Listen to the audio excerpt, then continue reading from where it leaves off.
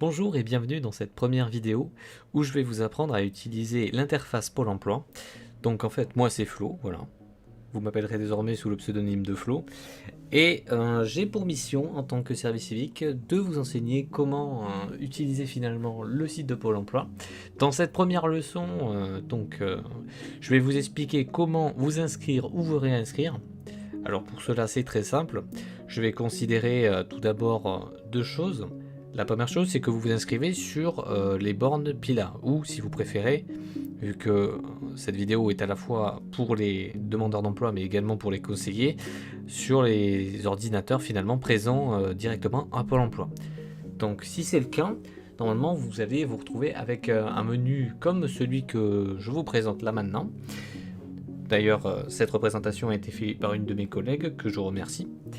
Donc nous voyons bien que sur le menu de Pôle emploi, nous avons divers boutons. Nous avons un bouton Je m'actualise qui permet de s'actualiser directement depuis Pôle emploi sur les bornes faites et installées pour vous.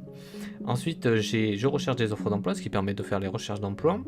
J'imprime mes attestations, je consulte mes derniers paiements, je signale un changement de situation ou une absence, je trouve ma formation, je crée mes CV et je les diffuse. Je m'inscris ou me réinscris, j'accède à mes courriers.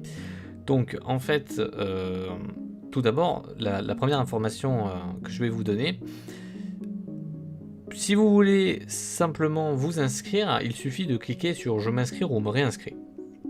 D'accord? Si vous souhaitez, par exemple, envoyer des documents, tout d'abord, ce qu'il faut que vous sachiez, c'est que si c'est une première inscription, vous ne pourrez pas envoyer les documents. D'accord? Parce qu'il faut le temps en fait d'obtenir les identifiants définitifs, vu que vous allez créer des provisoires. Et si au contraire vous avez déjà été inscrit, alors là je vous conseille plutôt de cliquer sur j'accède à mon espace personnel, donc le bouton central. Pourquoi? Eh bien c'est simple, si vous cliquez sur je m'inscris ou me réinscris, le cookie du site va se fermer, en fait va être supprimé, ce qui fait que vous allez être obligé de vous reconnecter pour pouvoir accéder aux autres fonctionnalités. Voilà. Donc en définitive, quand vous êtes sur cette interface-là, vous faites j'accède à mon espace personnel, si vous êtes déjà réinscrit et vous réinscrivez depuis donc, le menu de réinscription. Ensuite, la deuxième façon de s'inscrire, c'est tout simplement d'utiliser un navigateur internet. Donc nous, dans notre cas, nous allons utiliser un navigateur internet avec le moteur de recherche Google et nous allons en fait taper Pôle emploi. Donc Pôle emploi, ça va nous permettre d'arriver sur le site, voilà. On va cliquer sur j'accède à Pôle emploi et nous nous retrouvons ici. Donc l'interface est assez différente, les deux sont valables. Donc pour résumer, la première interface c'est quand vous êtes sur les ordinateurs de Pôle emploi et la deuxième interface, celle-ci, c'est quand vous êtes chez vous et que vous avez internet, d'accord? Ou même que vous êtes dans un lieu public où vous avez accès à internet. Donc en fait pour se réinscrire c'est ici, vous voyez. Là vous avez plusieurs boutons, donc la gestion de dossier, trouver une formation, l'emploi store, tous les services. Là vous avez même en fait la possibilité de vous connecter et en fait ce qui nous intéresse à nous, en plus des offres qui sont là, c'est justement de nous inscrire ou nous réinscrire. Alors on clique dessus. Donc nous arrivons sur cette page, il suffit en fait pour démarrer l'inscription d'avoir ces documents là, donc de préférence une pièce d'identité, une carte vitale, un email, une attestation employeur pour toutes les activités que vous avez eues, un justificatif de formation, un relevé d'identité bancaire et un CV, d'accord? Donc le CV en fait ça va plutôt être pour la suite. Là ce qui va nous intéresser c'est vraiment ces documents là. Et quand vous venez en fait par exemple dans notre pays, il faut le titre de séjour ou du moins un document qui valide votre identité dans le pays et même en France. Donc voilà. Donc oui, et la carte vitale c'est vraiment important que vous l'ayez, sinon vous ne pourrez pas passer en fait le formulaire. Donc en fait pour pouvoir lancer l'inscription, c'est tout en haut, c'est démarrer mon inscription. On clique dessus, ça nous fait descendre juste en bas, comme ça vous pouvez pas vous tromper. Et là vous avez possibilité en fait, vous avez des questions auxquelles vous devez répondre. Donc la première question c'est confirmez-vous être disponible pour rechercher un emploi. Donc ça veut dire que si par exemple vous êtes salarié à temps plein, en préavis payé, en formation, en arrêt maladie, en congé maternité ou paternité ou en contrat aidé, donc toutes les, on va dire, toutes les actions finalement qui vont à l'encontre de rechercher un emploi, vu que vous ne pouvez pas rechercher un emploi quand vous êtes en temps plein ou quand vous êtes même en congé ou en arrêt maladie, et ben vous allez être obligé de mettre non. Et si vous mettez non, vous voyez, vous allez avoir ce message comme quoi vous pouvez pas vous inscrire. Donc en fait, ce qu'on va faire, c'est qu'on va mettre oui, d'accord, ça va débloquer un autre menu, et en fait, toutes ces parties là, les 3 premières questions, ça va être des questions pour savoir si vous pouvez ou pas vous inscrire sur le site de Pôle emploi. Donc là, par exemple, pour les contrats de sécurisation professionnelle ou un parcours d'accompagnement personnalisé, vous ne pourrez pas vous inscrire, étant donné que normalement, c'est l'entreprise qui justement vous trouve un nouveau poste et une nouvelle formation, d'accord? Vous ne dépendez pas de Pôle emploi. Donc là, vous mettez non, et ensuite là, il vous est demandé en fait si vous êtes bénéficiaire d'un chômage, on va dire, versé dans un autre pays de l'Union européenne. Pour vulgariser la chose, en fait, ce qui vous est demandé, c'est savoir si vous dépendez d'un autre organisme européen vis-à-vis de votre recherche d'emploi, mais aussi du chômage que vous touchez. Donc si vous mettez oui, là par exemple, ils vont vous dire que vous ne pouvez pas vous inscrire parce que vous dépendez déjà d'un autre organisme, ou même vous touchez déjà quelque chose ailleurs. Donc dans ces cas-là, vous mettez non, d'accord ? Là, en fait, cette question qui apparaît juste après, c'est savoir si vous avez été déjà inscrit comme demandeur d'emploi. Donc, dans notre cas, on va dire non. Si vous avez déjà été inscrit comme demandeur d'emploi, en fait, c'est ce formulaire-là, c'est comme une connexion, en fait, ça va vous permettre de récupérer votre dossier et de vous réidentifier, d'accord ? Donc c'est pas notre cas, on part à 0 pour nous. Ensuite, avez-vous un espace personnel sur Pôle emploi ? Donc ça, c'est une question un petit peu à part. Il peut arriver parfois que vous ayez déjà commencé une inscription. Si elle respecte une durée qui doit être de à peu près 5 jours, d'accord, vous allez créer des identifiants provisoires pour 5 jours. Ça veut dire que vous pouvez reprendre ces identifiants-là, en fait, ici, et vous reconnecter, d'accord ? Vous voyez bien ici, vous avez un formulaire pour pouvoir vous reconnecter avec, et vous retrouver exactement à l'endroit où vous avez arrêté finalement votre inscription, d'accord ? Généralement, c'est quand on veut programmer un rendez-vous, d'accord, et que les plages horaires ne vous conviennent pas. Dans ce cas-là, vous pouvez revenir plus tard, et vous avez d'autres plages horaires. Donc là, on va cliquer sur poursuivre. Et bien voilà, nous arrivons donc sur cette première étape d'inscription. Donc comme vous pouvez le voir, tout d'abord, avant de regarder le formulaire, nous avons un menu qui se divise en 4 catégories, donc 4 grosses parties. La première, c'est mes données personnelles. La deuxième, c'est ma demande d'allocation. Ma troisième, c'est ma recherche d'emploi. Et finalement, la quatrième, c'est la validation. Donc voilà, maintenant que nous avons repéré les grandes étapes, nous savons à peu près où nous allons commencer par remplir en fait les informations personnelles. Donc on commence par nous demander bien sûr le sexe, donc moi j'ai déjà mis monsieur. Ensuite on va me demander mon prénom, donc dans notre cas, vu que c'est un personnage fictif, nous allons l'appeler Paul. On va me demander son nom, donc il s'agit de emploi, nom très recherché, notez bien. Après, on va me demander la date de naissance, donc on va préciser le 08 05 1900. Alors là, par exemple, des fois, je perds la saisie, mais c'est pas grave. Il suffit de recliquer pour la reprendre. On va mettre 1961, voilà. On va me demander le pays de naissance, il s'agit de la France. Le département de naissance, donc je vais mettre par exemple Aube, voilà. La nationalité, donc avant de vous montrer la nationalité française, je vais vous montrer tout ce qui est nationalité étrangère et les spécificités au niveau du formulaire. Donc si vous mettez algérienne par exemple, on va vous demander un code AGDREF. En fait, pour faire simple, c'est le code en fait du titre de séjour ou même du récépissé, voire carrément des titres d'identité républicains, tous les documents en fait qui prouvent votre identité. Donc par exemple sur les titres de séjour qui datent de 2002 à 2011, on le trouve en haut du document juste ici. Ensuite pour les titres de séjour qui ont été édités après 2011, on le trouve en fait sur le côté à ce niveau-là. Et finalement sur le récépissé, il est situé juste là. Voilà. Donc je ne vais pas m'attarder plus là-dessus. Sachez que cette aide, vous y avez accès. Il suffit de cliquer en fait sur le petit point d'interrogation juste là. Voilà. Donc dans notre cas, nous sommes français, donc on va pas me demander tout ça. On va me demander le code postal, donc je vais indiquer 34 450, donc 34 450. On va me demander de sélectionner une commune, je mets Vias.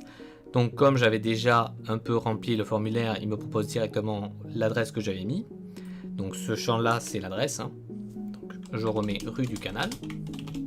Après, donc vous pouvez mettre des informations complémentaires, par exemple le numéro d'appartement, le numéro de boîte aux lettres, etc. Les entrées, les tours, les immeubles pour le deuxième champ facultatif. Et finalement, tout ce qui est, on va dire, informations complémentaires dans le troisième. On va me demander après ma situation personnelle. Donc en fait, si je suis célibataire, marié ou même, on va dire, séparé. Donc là, dans mon cas, je suis célibataire. Si j'ai des enfants à charge, j'en ai 0. On va me demander un numéro de sécurité sociale, d'où, comme je disais au début de la vidéo, l'importance d'amener tous les documents pour justement ne pas être bloqué. Donc nous allons mettre 161 05 34 332 157 80. Voilà. Ensuite, on me demande de quel régime je dépends, donc général. Après quoi, on va me demander de remplir en fait toutes les informations de contact, toutes les modalités de contact. Donc pour le numéro de téléphone, je vais mettre ce numéro-ci. Voilà. Ensuite, pour le mail qui est obligatoire, je vous conseille de créer un mail si ce n'est pas fait. En effet, c'est, on va dire, la base pour pouvoir programmer les rendez-vous. Donc, si vous souhaitez annuler ou même ne serait-ce que contacter votre conseiller pour des informations complémentaires, il va falloir forcément créer un mail.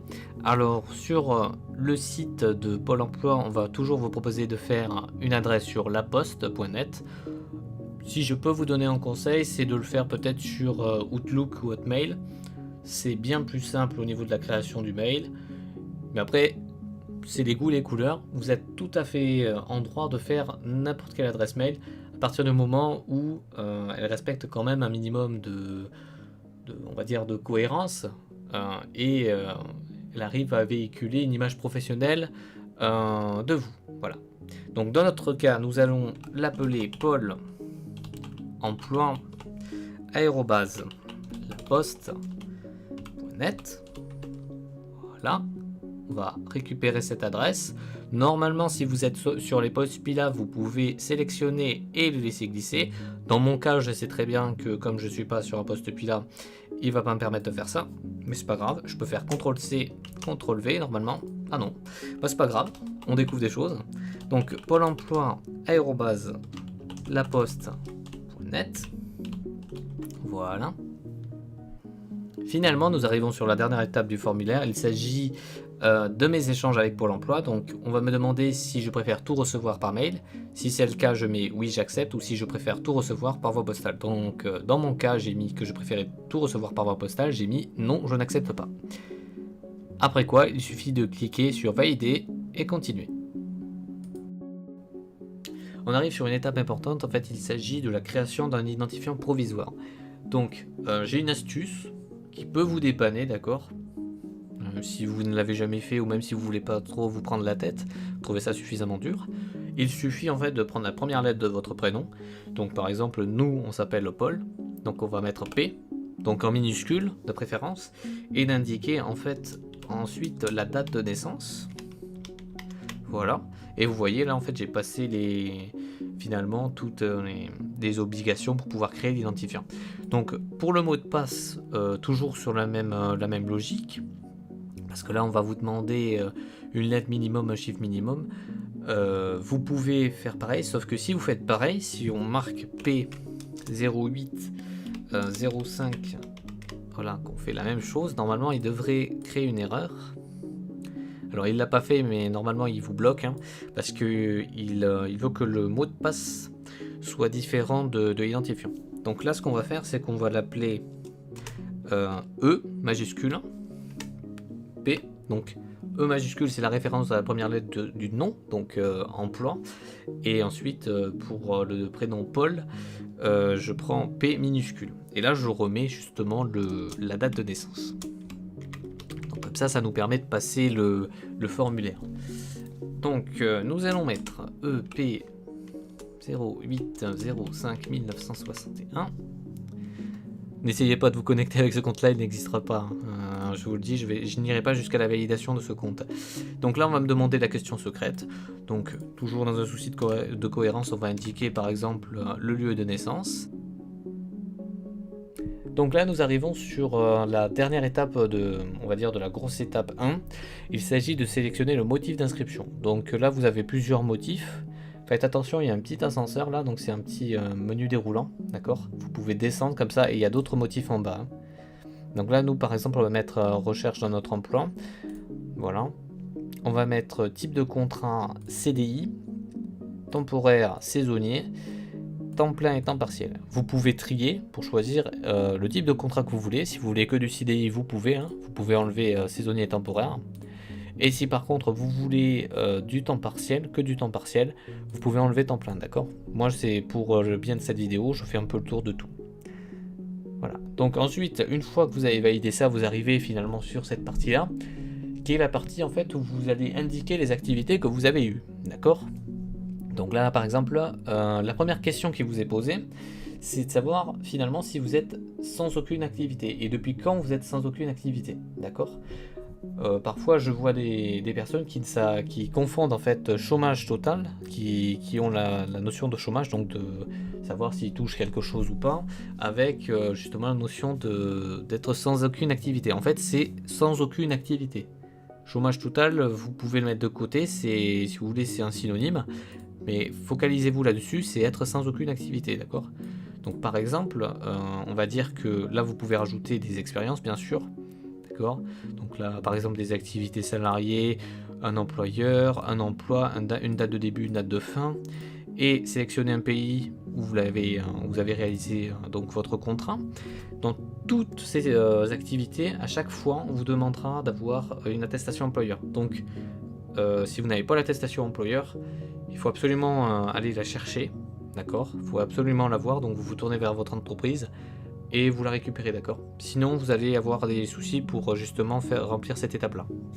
Donc là, nous, on va dire qu'il est sans activité. Ensuite, il va vous être demandé si effectivement vous avez fait, si vous avez été dans les événements suivants, donc formation, arrêt maladie, accident du travail, etc. Donc si vous êtes dans ces situations-là, c'est la même chose, vous faites oui, vous ajoutez un événement, d'accord? Ça vous ouvre un menu comme ça, vous choisissez l'événement, d'accord? Vous mettez la date de début, la date de fin et vous validez. Et là pareil, normalement ils vont vous demander des papiers pour justifier justement que vous avez bien eu tout ça, d'accord? Donc nous c'est pas notre cas. Voilà. Donc là on va mettre être au chômage oui, au chômage total oui. Et on va indiquer du coup la date de début de ce chômage total. Et on va mettre du coup parce que la date maximale c'était normalement il y a 4 ans. Mais là, on va mettre en fait, par exemple, qu'on est au chômage total depuis le 1er septembre 2017, d'accord? Voilà. Une dernière chose vis-à-vis de cette case-là. En fait, quand vous finissez une activité, la date qu'il faut indiquer, ce n'est pas la date où vous avez fini l'activité, d'accord? Si vous finissez le 22 septembre 2015, la date que vous devez indiquer, que ce soit par exemple pour une formation ou une activité professionnelle, c'est toujours le lendemain, d'accord? Donc ça va être le 23. Vous indiquez toujours le lendemain en fait de la date où vous avez fini votre contrat, d'accord? Voilà. C'était la seule chose que je voulais vous dire. Ensuite, nous arrivons sur la deuxième étape. Nous avons commencé, nous avons indiqué nos activités. Et nous passons donc à la deuxième sous-catégorie, c'est-à-dire les demandes d'allocation. Alors là, on va vous demander en fait si vous touchez quelque chose, que ce soit le RSA. Là par exemple, on va dire qu'on touche le RSA. Il va me demander si j'ai effectué une demande de RSA. Alors là, il faut faire très attention. Il vous demande si la demande de RSA est en cours, d'accord? C'est-à-dire que si vous touchez déjà le RSA, donc là par exemple on va mettre qu'on le touche depuis le 8, on ne doit pas mettre oui ici, on doit mettre non. Sinon il va bugger, il va vous le dire, hein, il y a une erreur, il va vous dire que vous ne pouvez pas avoir une demande en cours et toucher le RSA. Voilà, je vous le dis, ne faites pas l'erreur, vous mettez non sur vous avez effectué une demande pour bénéficier du RSA si vous le touchez. Si vous êtes en train d'attendre et que vous ne touchez pas encore, dans ce cas-là vous mettez oui.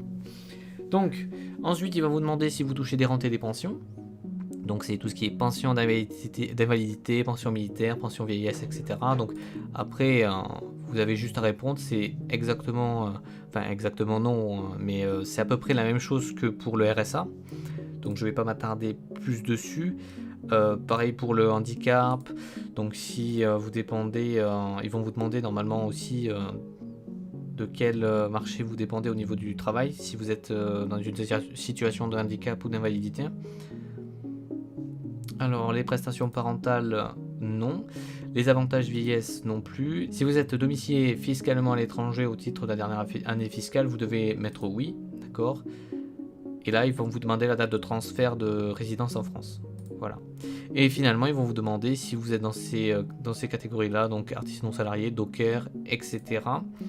Et de nouveau cette question, à savoir si au cours des 4 dernières années, vous avez touché le chômage dans un autre pays de l'Union européenne.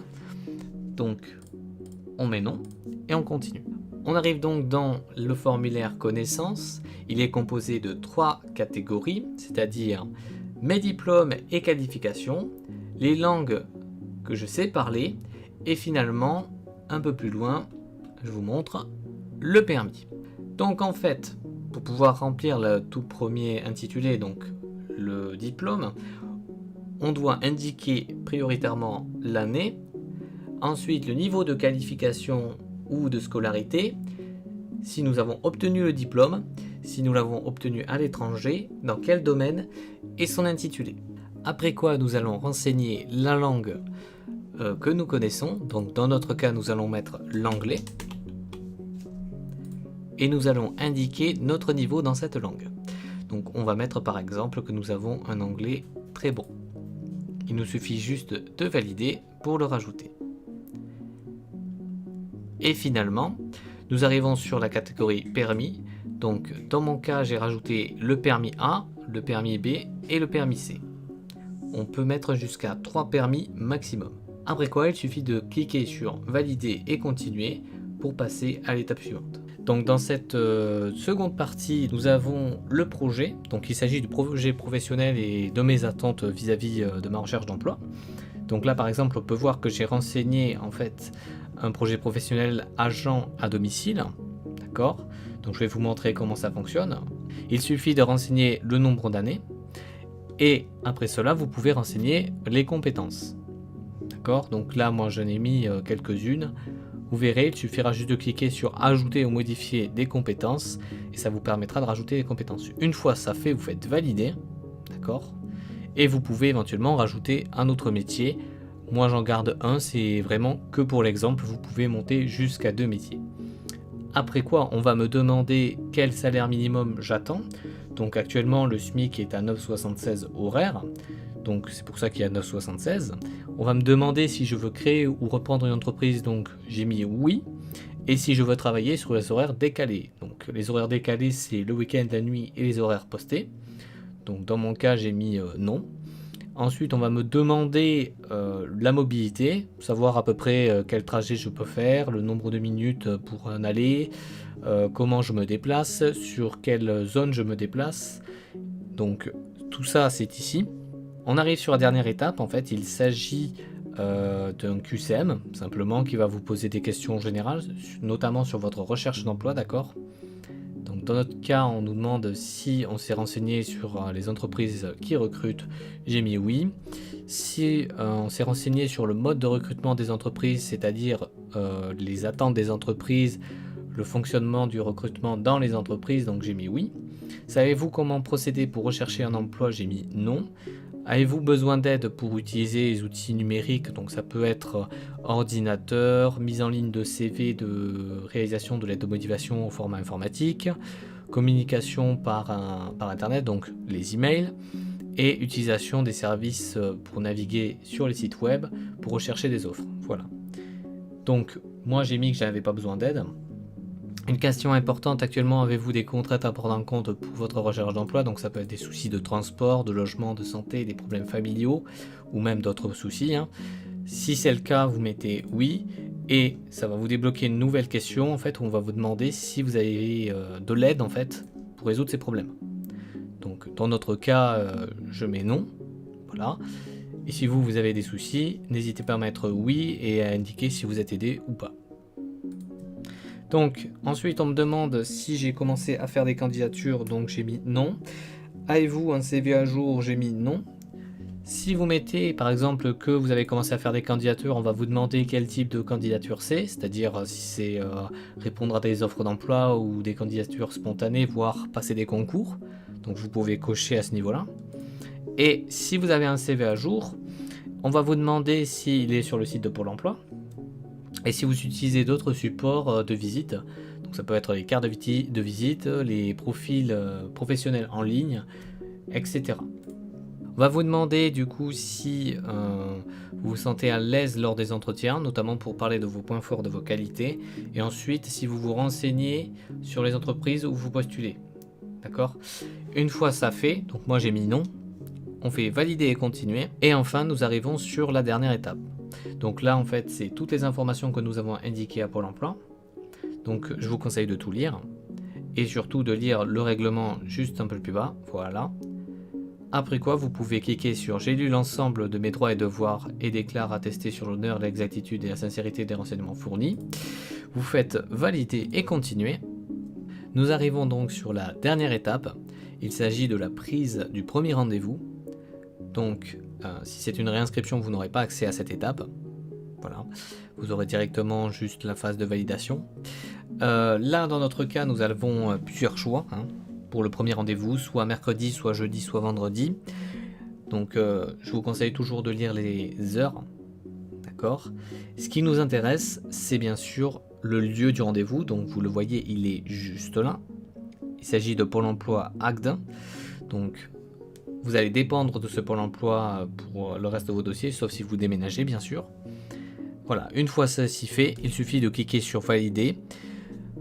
Et votre dossier sera pris en compte par Pôle emploi. J'espère que cette première vidéo vous aura bien renseigné. Je vous dis à une prochaine fois pour d'autres vidéos.